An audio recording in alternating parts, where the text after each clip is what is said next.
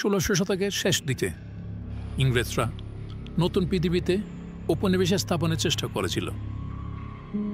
তাদের একটি প্রচেষ্টা ছিল রোয়ানক দ্বীপ, কিন্তু কয়েক বছরের মধ্যে পুরো উপনিবেশটি অদৃশ্য হয়ে যায়। এই রহস্য আজও ইতিহাসবিদদের ভাবিয়ে তোলে। 1587 সাল জন হোয়াইটের নেতৃত্বে 115 জন ইংরেজ বসতি স্থাপন করেন রোয়ানক দ্বীপে, কিন্তু সরবরাহের অভাবে হোয়াইট ইংল্যান্ডে ফিরে যান।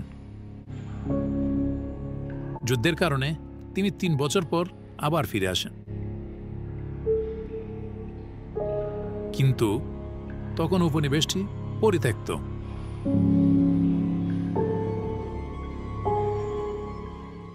শুধু একটি শব্দই খোদাই করা ছিল সেখানে, ক্রুয়াটান। তিনি এই শব্দটি দেখে একটু আশ্চর্য হলেন। এই রহস্যময় শব্দটি কি উপনিবেশবাসীদের ভাগ্য নির্দেশ করে? কিছু গবেষক মনে করেন তারা স্থানীয় ক্রুয়াটান উপজাতির সঙ্গে মিশে গিয়েছিল।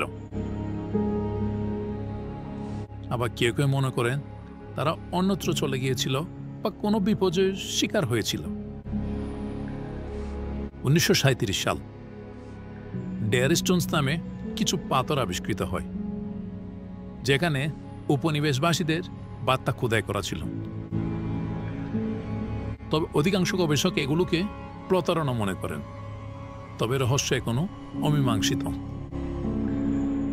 আধুনিক গবেষণায় দেখা গেছে রোয়ানক উপনিবেশের বাসিন্দারা হয়তো অন্যত্র চলে গিয়েছিল এবং স্থানীয় উপজাতিদের সঙ্গে মিশে গিয়েছিল, তবে নিশ্চিতভাবে কিছু বলা যায় না।